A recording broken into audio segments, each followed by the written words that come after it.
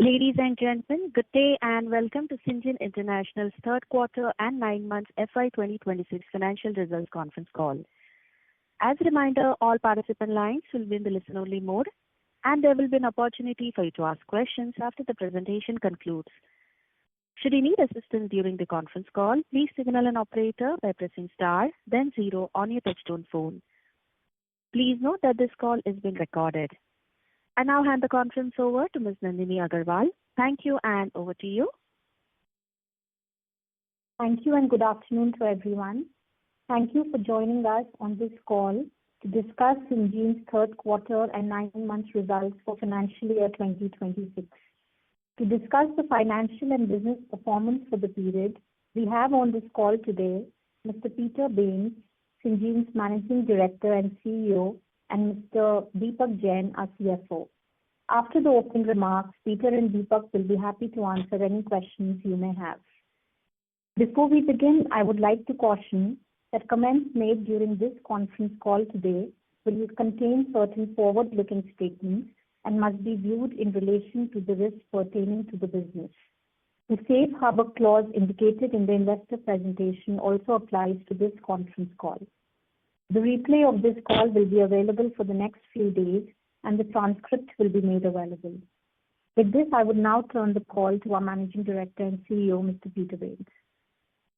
Thank you, Nandini. Good afternoon, everybody, and thank you for joining us in today's call. I will begin with a brief overview and commentary of our key financials for the quarter and for the first 9 months of the financial year, before I move on to our operational and strategic highlights. I will then hand over to Deepak, who will provide a more detailed breakdown of the financials. Let me start by addressing the numbers. For the third quarter, revenue from operations declined 3% year-on-year to 917 crore. Operating EBITDA for the quarter stood at 209 crore, with a margin of 23%, while profit after tax before exceptional items was 73. On a 9-month basis, revenue from operations increased 3% year-on-year to 2,702 crore. Operating EBITDA for the period was 615 crore, with a margin of 23%, while profit after tax before exceptional items stood at 227. I would now like to discuss the key underlying dynamics that have shaped this performance delivery and profile. The key variable impacting our third quarter performance has been the ongoing impact related to a single commercial stage product from our largest large molecule biologics customer. We have mentioned this impact to you previously during our interactions this year. Outside this singular matter, our underlying business performance has shown steady progress, which I will now outline. As you know, Syngene operates across 2 business segments: research services and contract development and manufacturing services, and this includes both large and small molecules. Across both these segments, our underlying growth has remained steady during the quarter. Our research services business continued to secure new customers and contracts across chemistry, biology, translational, and clinical research platforms. In our CDMO business, we are seeing increased capacity utilization in both small molecules and large molecules as we attract new customers. Let me now draw your attention to some of the quarter's business highlights. Firstly, I am delighted to advise of the extension of our relationship with Bristol Myers Squibb, which remains our largest, and we are now supporting Bristol Myers with over 700 scientists in Bangalore, and our longest standing partnership, now extending more than 25 years. We have extended our collaboration with BMS through to 2035, providing both partners with a strategic 10-year horizon to further develop and expand this unique, long-standing collaboration.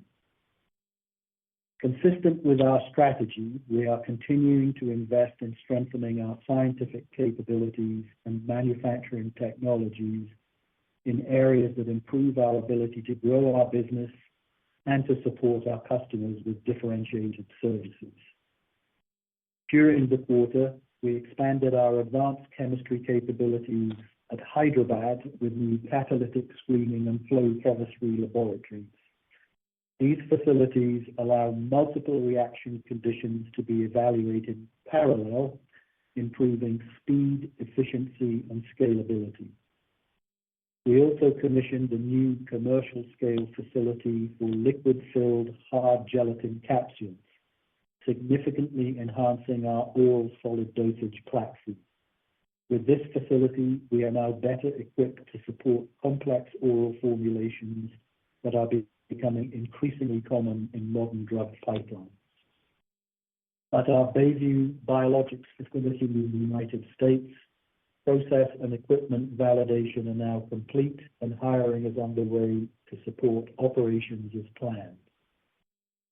In summary, and notwithstanding the single product impact I have described, our differentiated scientific capabilities, long-standing client relationships, and diversified business model across research services and CDMO continue to provide resilience, balance, and growth. These strengths, combined with disciplined investments in technology, AI, and new capabilities and capacity, position us well to strengthen our service proposition to our wide and growing customer base. Thank you, and I will now hand over to Deepak. Thank you, Peter. Very good afternoon to everyone. Let me begin by discussing the third quarter's performance, and then I will cover 9 months' performance, and finally the guidance before I close my commentary. First, looking at revenue. Revenue from operations for the third quarter was 917 crores, a 3% year-on-year decline in reported terms and down 7% in constant currency. Let me elaborate on the numbers. This quarter saw a steady performance in the research business, led by volume improvement and discovery services. Revenue headwinds in CDMO continue to be the driving force by ongoing impact related to a single commercial product from our largest large molecule biologics customer. Now let me turn to costs. Raw material costs stood at 25% of revenue in this quarter, similar to the same in the last quarter. We expect full year raw material cost to be around 25%. Staff costs increased by about 8% year-on-year, in line with the annual increase and the investments in talent. Other direct costs, primarily comprising of power utility expenses, increased 2% year-on-year due to the new facilities at Bayview in the US and the biologics facility in Bangalore. Other expenses increased by 5% year-on-year due to general business expenses and automation and digital initiatives. Our company saw a hedge loss of 23.3 crores against a hedge gain of 1.7 crores in the same quarter of the previous year due to difference between average and spot hedge rates. Revenue for the quarter was hedged around 86.9. However, the average spot rate during the quarter was around 89.4, sorry. The movement in revenue and costs resulted in operating EBITDA of 209 crores with a margin of 23% in the quarter versus 30% in the last year. Depreciation has increased in line with our plans and primarily due to addition in capacity at biologics manufacturing and manufacturing sites in Bangalore, which became operational this year. EBIT from operations was 95 crores with margins of 10%. Reported interest expense declined by 4% as borrowing reduced in Q3 FY26 compared to the same quarter last year. Other income declined by 16% compared to Q3 last year, primarily due to one-off related to interest on income taxes received last year, which was not there in the current year. As you will know, the Government of India has recently notified the 4 labor codes consolidating the 29 existing labor laws. This resulted in an exceptional item of 58 crores net of tax due to impact of change in gratuity liability under the labor code. Overall, profit after tax, but before exceptional items, stood at 73 crores, down 44% year-on-year. Reported PAT was 15 crores, down 89% year-on-year. The normalized effective tax rate for the quarter was 22.8% as compared to 22.2% similar quarter last year. We expect the effective tax rate for the full year to be around in the range of 21 to 23%. In terms of CapEx, we continue to invest in building capabilities, technologies that enable us to become an integrated solution provider for our clients. During the third quarter, we invested a total CapEx of around $9 million. Around 50% was invested in research services, primarily across capability builds, including DMPK biology, ADC labs, and contractual obligations in dedicated centers, along with regular CapEx expansion. Nearly 35% of the CapEx in the CDMO business, including for a new commercial scale facility for liquid-filled hard gelatin capsules, integration of Bayview facility, and the modification of Unit 3. The remaining CapEx was spent on digitization, automation, and towards common infrastructure. We continue to maintain a strong balance sheet. After meeting CapEx spends for the quarter, we have a net cash balance of 902 crores as of 31st December 2025. Turning to the 9-month performance, reported revenue from operations increased by 3% year-on-year. Raw material cost was down by 3%, driven by revenue mix. And staff costs increased by 12%. Our direct costs, primarily comprising of power utilities, increased by 3%, and other operating costs increased by 11%, as we continue to invest into expansion of our facilities and capabilities, including automation digitization that I spoke of earlier. Operating EBITDA margin stood at 23% for the 9 months of FY26, compared to 27% last year. PAT before exceptional item was down 22% year-on-year to 227 crores. Finally, let me turn now to the guidance for the year. With the ongoing single product impact in our large molecule business, we are revising our guidance. We expect to close the full year with a decline in revenue in the range of 3 to 5%, with operating EBITDA margin in the range of 22 to 23%. Our CapEx is estimated to be around $45 million by the end of the year. With that, let's open it up for questions. Thank you. Thank you very much.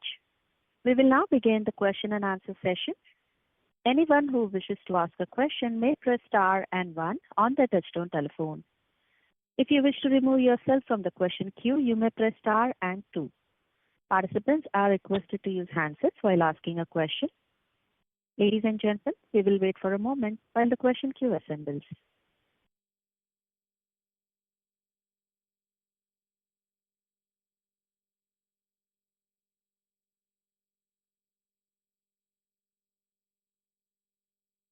We'll take a first question from the line of Kunal Dhamesha from Macquarie. Please go ahead. Hi, thank you for the opportunity. The first question on the impact from the biologic product, which announced in this quarter, and seen some impact in previous quarters as well. But as the year goes by, how do we expect the impact of this in quarter 4, and how are we kind of budgeting from the FY2025 perspective? Demand comes back here. Are there other drivers which basically help us grow from where we are within our CMO business? And also, if you could provide a broad split between the CRO and CMO business this quarter, that would be helpful. Thank you, Kunal. Let me address the questions and Deepak may want to add something. Let me deal with the second one first, and that is that the split between our research services and CDMO, about 2/3 research services, 1/3 CDMO. This quarter, that's a slight adjustment reflecting the single product impact that we're having, but that's the balance that we have. Now, turning to this single biologic product, where we have been advising of the impact through this year. Obviously, we expect to see this impact continue and play itself out in the next quarters, in the coming quarters.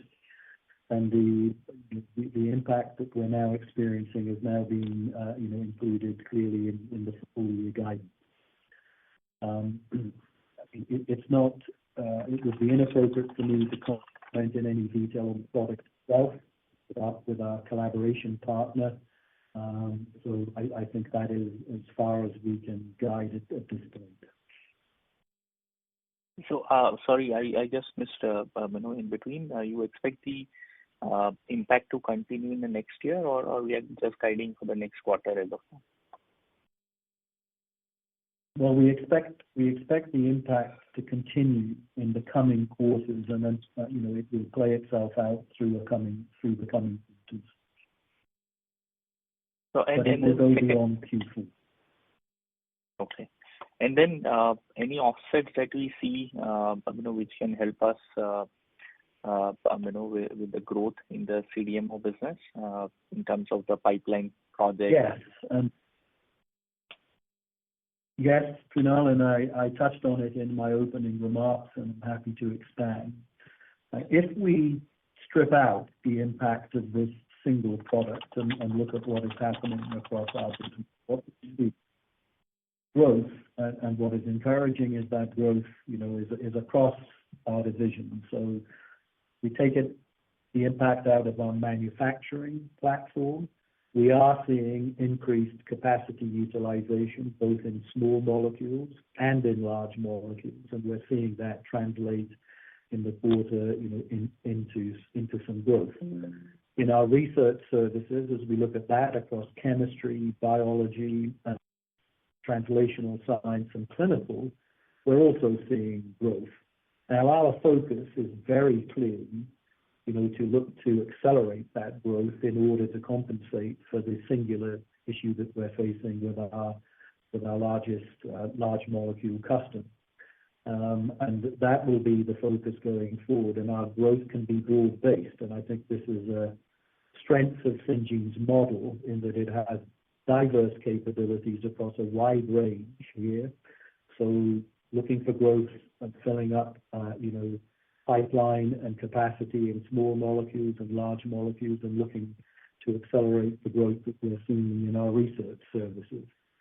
So very clearly, that is the focal point of management going forward. Sure. And second question for Deepak. Of the 70 crore impact on the new labor code, how much of this impact we expect to see continuing in the future quarters? You're talking about the exceptional item, Kunal? Yes, exceptional item. Yeah. So Kunal, the way it is, as you know, the labor code is just got introduced. The institute has given us a guidance of taking that provision into play. The notifications are still coming out. We are looking and keeping ourselves close to it. As it progresses, as it evolves, we will get to update our financials accordingly. It's early days, but we've taken basis the best judgment what we have right now. Sure. Thank you and all the best. Thank you. Thank you. Next question is from the line of Shyam Srinivasan from Goldman Sachs. Please go ahead. Hi. Just thank you for taking my question. Just the first one on the revenue splits between CRO, CDMO. If you could give us the broad percentages and also the year ago. So, and maybe some qualitative color around, I'm assuming CRO is growing, so just some qualitative color around what's driving that growth. Sure. So we had 2/3, 1/3 is what Peter had called out earlier as well. That's the split that we have. It's broadly the same as what we had last year as well. It was around 65-35. So we're kind of holding almost similar. The point, Shyam, is the fact that because of that one product impact, we're seeing a change in a bit of the business mix. But if we were to look at or strip that out, as Peter was mentioning earlier, the underlying business continues to grow and continues to grow in a steady progress. So that, to that extent, the baseline and foundation seem strong right now. Deepak will be helpful because if I use how do we strip that, or is there a double-digit growth? Because very difficult, right? Since we are not sharing what that call out is. Sure. No, so I understand that, Shyam. So the way I would call it out is it's high single digit, low double digits is where I would keep it in the ballpark. You're talking about the special opportunity. X the special opportunity. You're calling out the growth in CC terms is what? Sorry.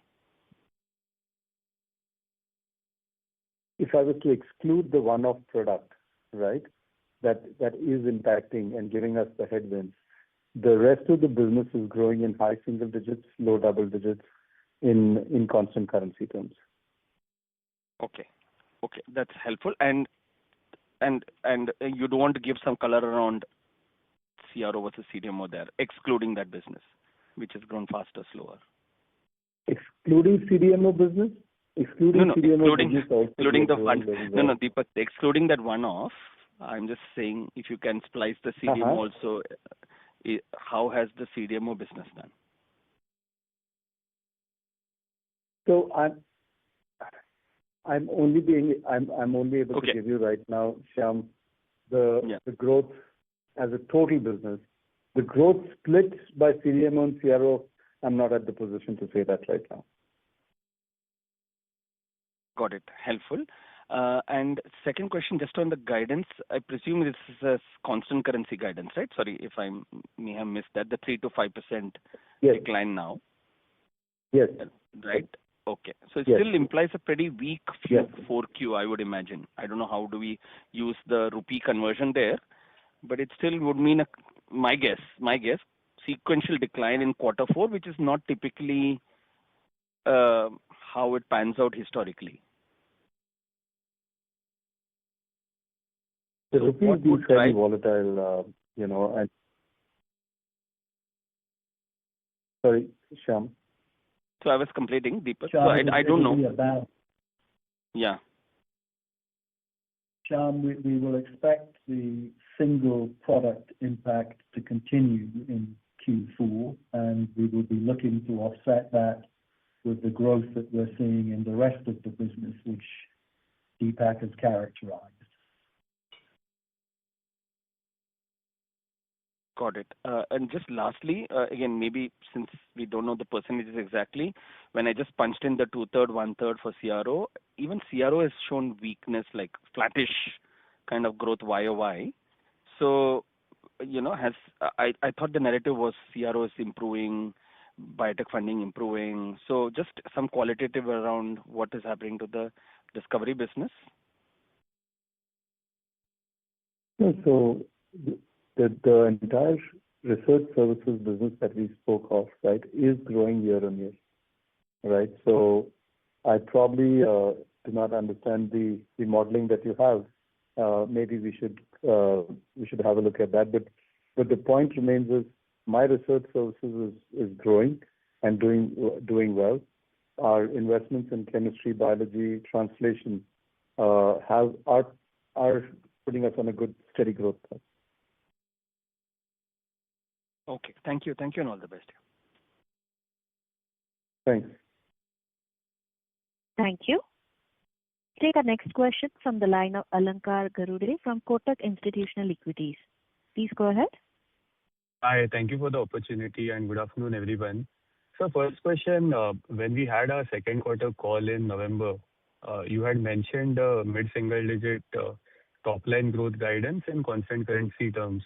And now you're talking about a 3 to 5% decline. So just trying to understand, in the last few months, the funding environment has actually improved. So what exactly has driven this sharp change in the guidance for FY26? So, Alankar, as I said, there's not much of a change in the way we had our view to the business beyond that one single product. The base business and the underlying growth that we spoke about continues to remain robust. It is more than expected impact that we're getting from the one single large molecule product that's actually having an adverse impact into what we had guided, and therefore needing for us to make that change in guidance. So were we expecting, Deepak, any sales from this molecule in the second half, which are not going to come by which were not there in 3Q and will not come in fourth quarter? We were expecting a certain quantum of volumes to come into us from the product, but it's been slower than what we expected. Got it. And just one clarification on that. When Peter was answering the earlier question regarding this product, I think we missed out a few things. So can you please help repeat that? I think Peter said expect impact to continue in the coming quarters.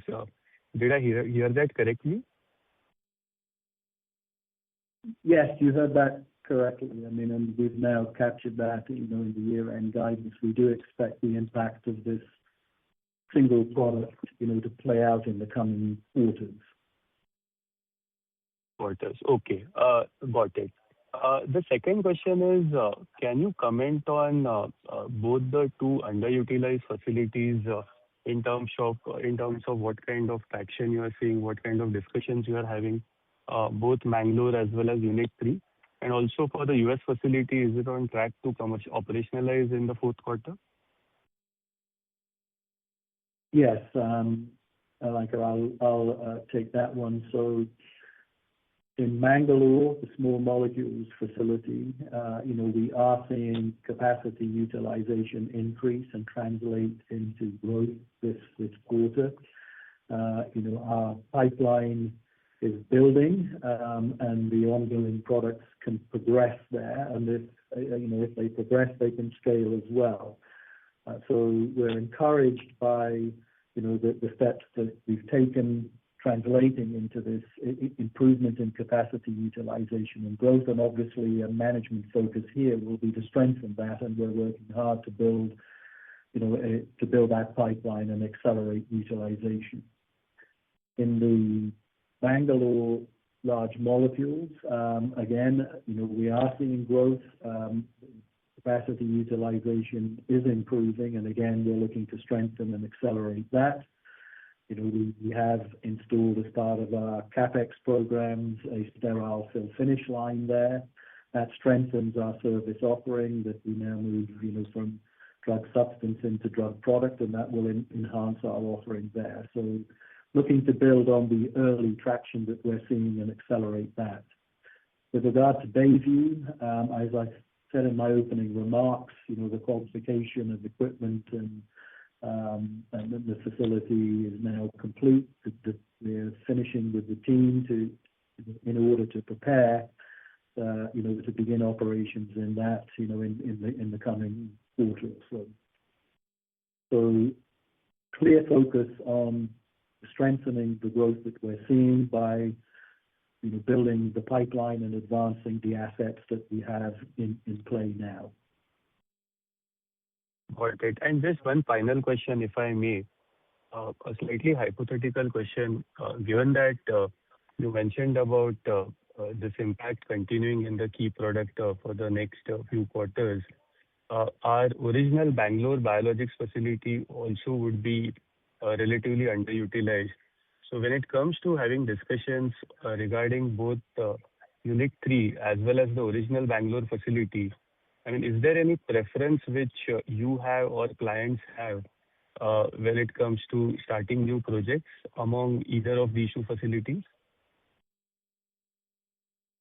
So, my answer to that question would be that, a part of the reason in acquiring the U.S. facility was to give us this flexibility. We wanted to put a foothold in the United States as a strategic market opportunity and retain our position here in Bangalore. And this gives us flexibility, to talk to our customers about, the versatility that might suit what they want to do. So we'll definitely look to leverage that flexibility and versatility going forward. Okay, sir.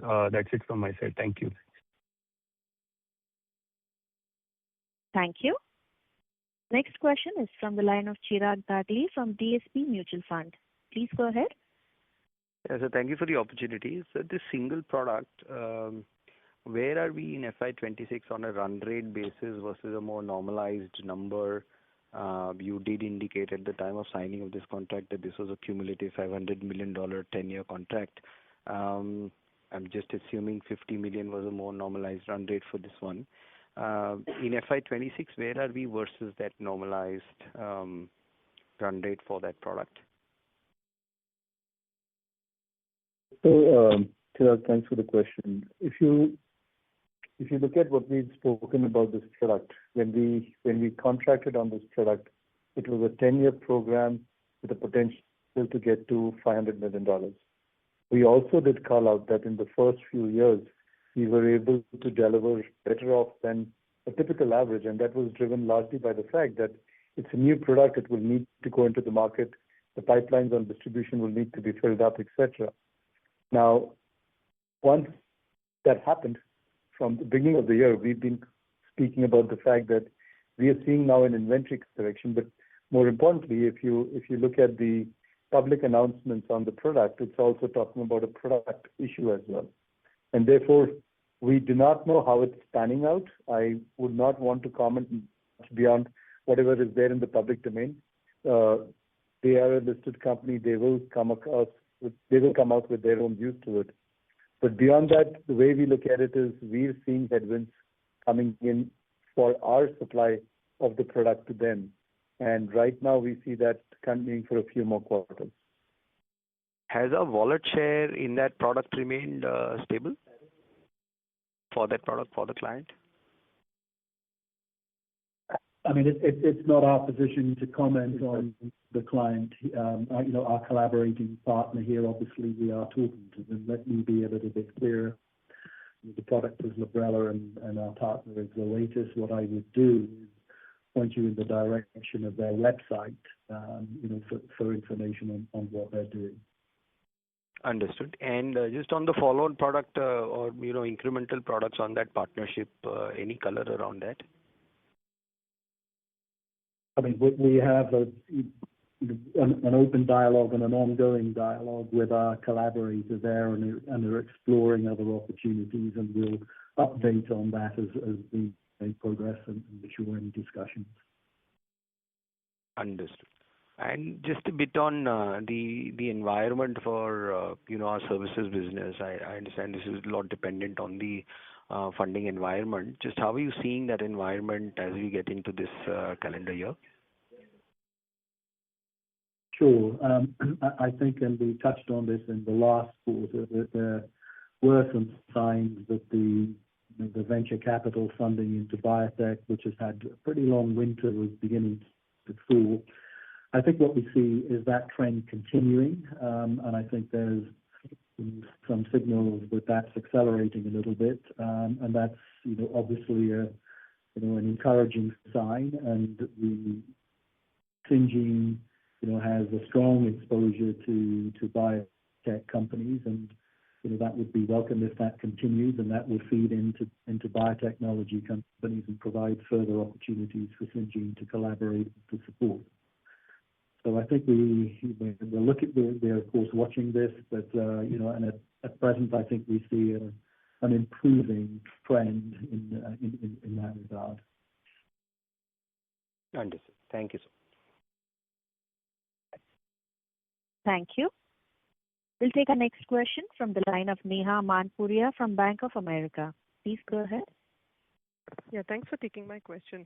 If I were to strip out this, this product, this special product, how should I think about growth for fiscal 27 for the rest of the business? Should we assume the high single digit, low double digit growth that you mentioned, constant currency accelerating to more like mid-teens, high teens? Would that be a fair assumption? Yeah, we typically guide towards only the year, and we can right now restrict that comment only for this year. Somewhere around in April, May time horizon is when we come and give a guidance for the coming year, and that's the time we will speak more detail around the guidance for the coming year. It won't be right for me to right now give any commentary or color on the guidance for FY27. Is there any color that we can give on probably trends improving in the rest of the business, to give confidence on 27 growth, if not formal guidance? I understand that you'd probably prefer to give that, after fourth quarter. But, either, what we are seeing probably in CRO or the CDMO business to give us confidence that things could improve going into FY27 for the rest of the business. Sure, Neha. Let me take that one. So, as I think both Deepak and I, we've commented in earlier questions.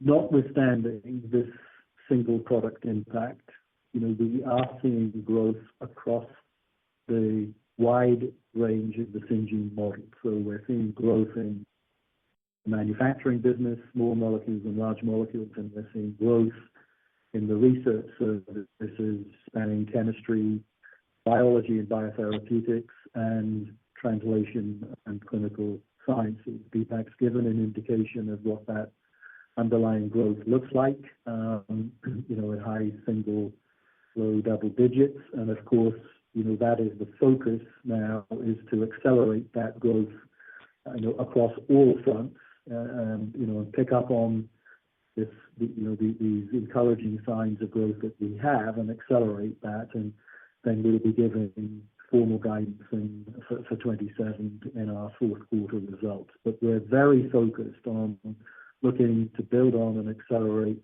the growth that we're seeing across the diverse service platforms that we have. It's really a strength of Syngene that we have this diverse platform, and of course we now have to push on that to compensate, for the headwinds that we're facing with this large single product issue. Yeah, if I may add, we continue to invest in the business, right? We continue to invest in CapEx. We've spoken about in the previous quarters as well, and we continue to speak about in this quarter as well, right? As we enhance our capabilities and capacities, as and when the modalities and technology change, we continue to upgrade ourselves. So we continue to invest in the business. We continue to have a strong balance sheet, and the underlying business growth continues to remain strong. Thanks for that. Given the lumpiness of this asset and we've invested in the Bangalore facility and now in the US facility, do we see anything in the pipeline that we have, with our customers, in terms of other large products that could probably reduce our dependence on this one product when it comes to, revenue growth, just reduce the dependence on the volatility related to this product? Do you have any visibility on that coming through, let's say, in the next 12 months, 18 months? Yes, that is very clearly a focus, and our goal is to build the pipeline, translate that into capacity utilization across all our facilities, and Bangalore and Bayview,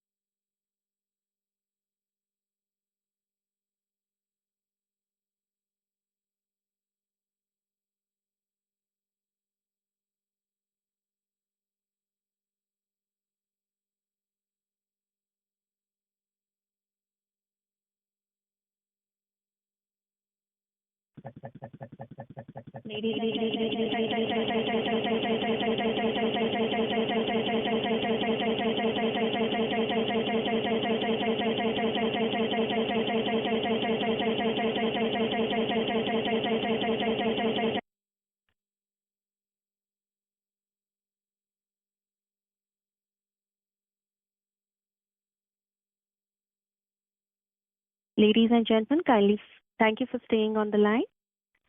So can you just repeat Neha's answer, please? Sorry, I think we may have misconnected there. Neha, if you're there, could you repeat your question, please? She's not there. We can take. We'll go to the next question. Okay. We'll take our next question from the line of Manoj Baheti from Carnelian Asset Management. Please go ahead. Hi, good afternoon. Thanks for taking my question. So I have a couple of questions. First one is especially on the CDMO, the way we have expanded the capacity and done the capital allocation. So just wanted to understand what's the plan for capacity ramp up? Is there urgency in terms of getting the capacity utilization also in place? Because when I compare peers who are in CDMO who have done the capacity addition, especially the way the opportunity is coming to India, we are seeing significantly faster and much bigger numbers in terms of expectation of capacity utilization.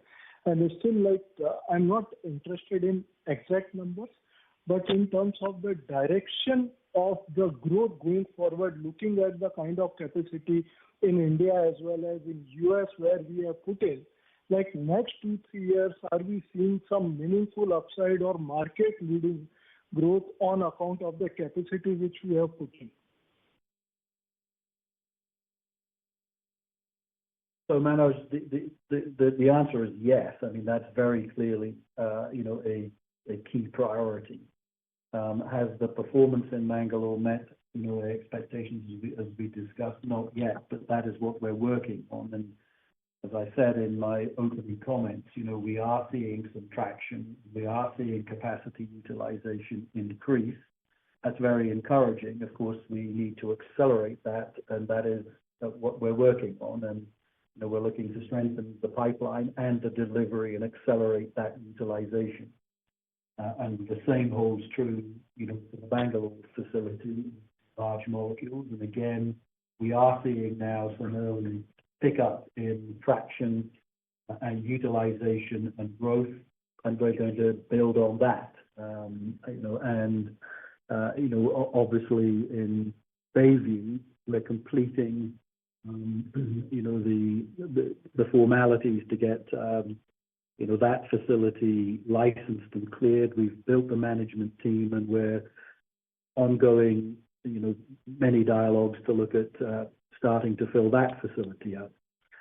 You will have also seen that we've appointed a new head of manufacturing, Dr. Rotash Kumar, who comes with an awful lot of experience, both in large molecules and small molecules in Europe, in the United States, and he's relocated to here in Bangalore to lead and drive that, in the next chapter of our CDMO platform. So we're very focused on it. We've got early and encouraging signs, and we're, strengthening the focus on accelerating that. Thanks for that response, Peter. But still, if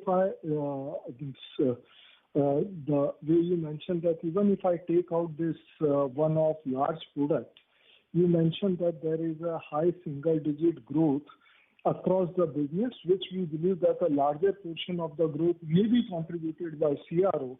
And still CMO, excluding this single large product, still the growth visibility is not there. And as investors, we are not getting any direction in terms of the direction and magnitude of the growth also going forward. So help us getting at least some color on the direction and magnitude of the growth going forward. That will be really helpful.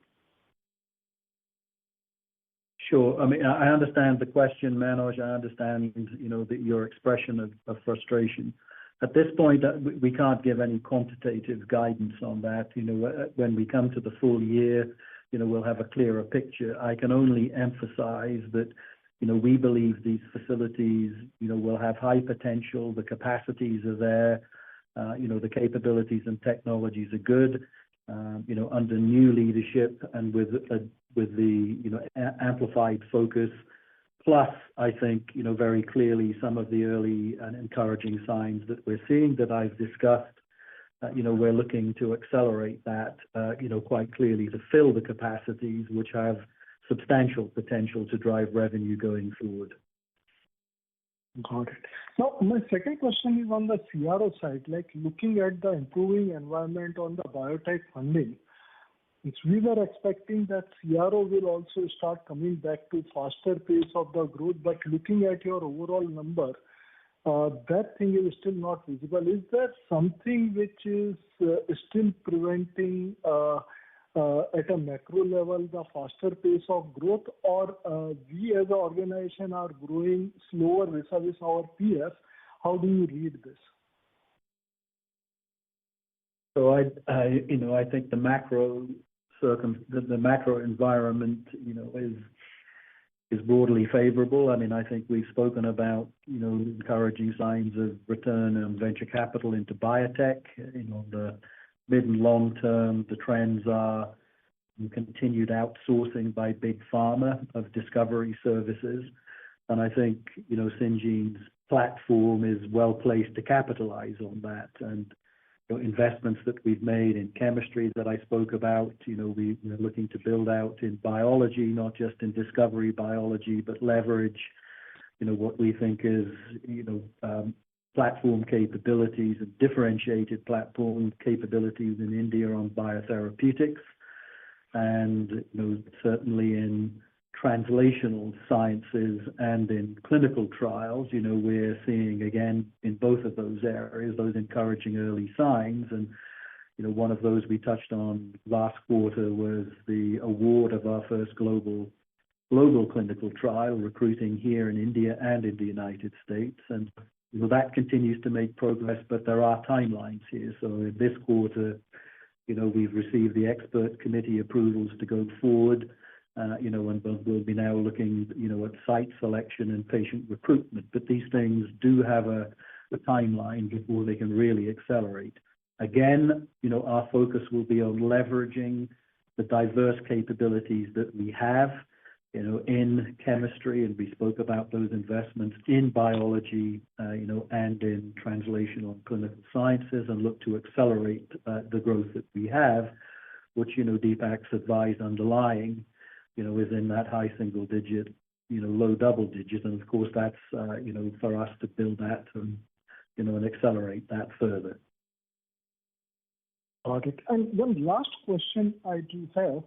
So what's the internal plan to mitigate the risk on this single large molecule? Like you have highlighted that earlier it was an inventory correction which the customer was taking, and also there are some product specific issues.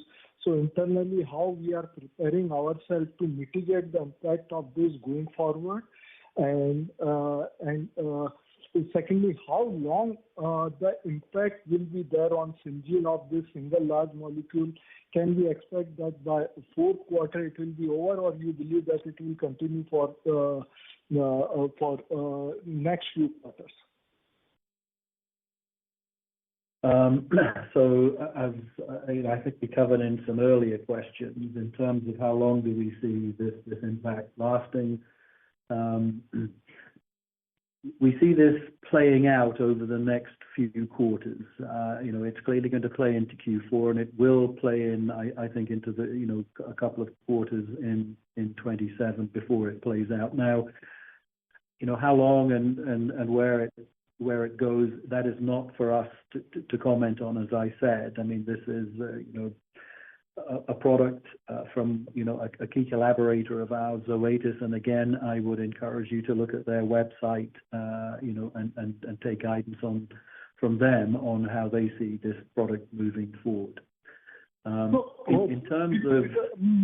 can I interrupt you? My question was how Syngene is planning to mitigate the impact of this interview. Sure, I'm coming to that, Manoj. I'm coming to that. So on the second question, in terms of mitigation, I mean, it's very clear that what Syngene is looking to do is to build, a wide and diversified business across the platforms, and build more large relationships. I mean, I think that this product was launched. It had very high success at launch, and of course, it's run into the headwinds that it's run into, and that impact has significantly affected our numbers, as you can see, and reflects that, exposure to a single large business. We're working to diversify our business, both across our platforms and in terms of building more large relationships, so that exposure to these types of single product events would be minimized. And, that is another focus of how we're looking to build our business going forward. Okay. Thanks for taking my questions. Thank you. We'll take our next question from the line of Pankaj Murarka from Renaissance Investment Managers. Please go ahead. Hi. Good afternoon, gentlemen. Peter, you answered some of my questions, but I still want to get your take on. It's been now, I presume, it's been about 6 or 7 months since you've been back into the saddle. So, did some of the existing state of affairs or state at which the business was when you assumed charge, did it surprise you? Point number one. Point number two, while you outlined the initiatives you've taken and you continue to make strategic investments, keeping the long-term interest in the business, and since you're not guiding for next year, and as shareholders, we want to take a slightly more medium-term or a longer-term view on the business, can you qualitatively comment when do you think the business will get back to growth trajectory on the aggregate basis? Because while I understand that some part of the business is growing, and but still as shareholders, we are not buying parts of business. And I'm still not able to understand, Deepak, your comment that when you're saying the rest of the business is growing at high single digit, how do you call it a strong growth? I'm still not able to connect that a qualitative comment to the underlying growth in the business. So I would appreciate, since you're not quantifying or giving guidance, if you could clarify on some of these qualitative comments and comments on qualitative comments on the questions I'm asking. Sure, Pankaj, thank you. So let me address the first part of your question about, how I'm seeing the business having come back into it. And so I think the first thing to say is, the extent of the single product headwind has been a one-off and was not expected at the time of launch. The launch was successful, so it has happened, and we obviously have to deal with it. And how we're dealing with it is obviously looking to accelerate the growth in the rest of the business, which I've sort of characterized in the near term. Now, looking at a midterm perspective that you draw on, I think, prospects are very good. I think the market is looking as if, it's very clear market opportunities. We see the trend, in outsourcing of R&D continuing. I mean, and that provides the sort of basic framework for us as a contract service provider in R&D. And we also see the trend in manufacturing outsourcing continue. Of course, geopolitics is shifting some of the balances there, particularly in the United States, and in large molecules, the strategic acquisition of the Bayview site will play into that opportunity. Syngene's capabilities, I think, remain fundamentally very, very strong. I mean, I think our research services, and our capability offerings and our differentiated service propositions in chemistry are very strong, and in biology are very strong, and now including biotherapeutics, where I think we're highly differentiated in the Indian context. And in translational and clinical sciences, I think this is a rising tide in India. with a very large patient population pool, and I think it's a tremendous opportunity for Syngene to strengthen its position in translational sciences and to strengthen its position in clinical trials. And we're seeing, the early signs of, very positive traction there. So we've got to get over this, the issue that we're dealing with this single product. As I said, I think that will play out in the next few quarters. The underlying business, is sound, and the growth rates as Deepak's described, and obviously we want to accelerate those and get them higher. And that's what we're looking to build, and we'll give guidance on 27 at the end of this fiscal and give some range there. But I'm optimistic, Pankaj. I think that Syngene is well placed, needs to get over this, single product issue that's dragging us down, and we need to accelerate on the other elements of what is a very, strong and diverse platform. And Syngene is a long-standing company. It's built some of the most remarkable relationships in the industry. We've touched on one in this call, the Bristol-Myers relationship, and we will look to be building more, more diverse businesses, and across the board, we'll, of course, be looking to build bigger and longer-term relationships so that our business is more robust, against single-point explosions, which we're facing today.